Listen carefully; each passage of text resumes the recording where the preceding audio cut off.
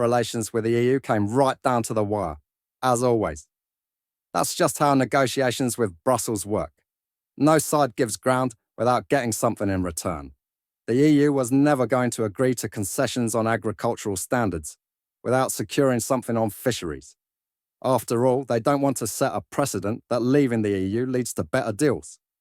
Even by the time the final communiqué was released, many issues remained unresolved. That familiar phrase still applies. Nothing is agreed until everything is agreed. Frustrating, yes, but entirely expected.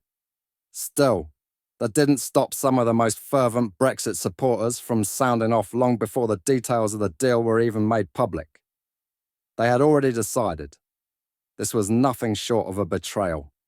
Daniel Hannan, now somewhat incredibly, Lord Hannan, took to X, formerly Twitter, to declare that Britain had become a Europe submissive servant, using language better suited to late-night fantasy forums. Sometimes you wish he'd keep those thoughts to himself. And then came David, also now Lord Frost. What is it about Brexit that seems to reward those who've objectively worsened the lives of ordinary Britons with peerages? Frost continues to try to rewrite history, something he's been doing for over 5 years.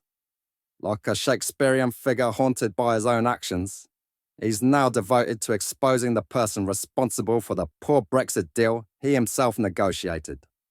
He claims he always knew the fishing agreement was flawed, but now expects sympathy and flexibility from the EU. Frankly, he needs a reality check. It's as if every hardline Brexiteer has suffered collective amnesia, forgetting the basic principles of negotiation, which require compromise and mutual rules. Even Boris Johnson appears to be spiralling. He too couldn't resist indulging in bizarre metaphors about submissiveness. One dreads to think what his browser history might reveal.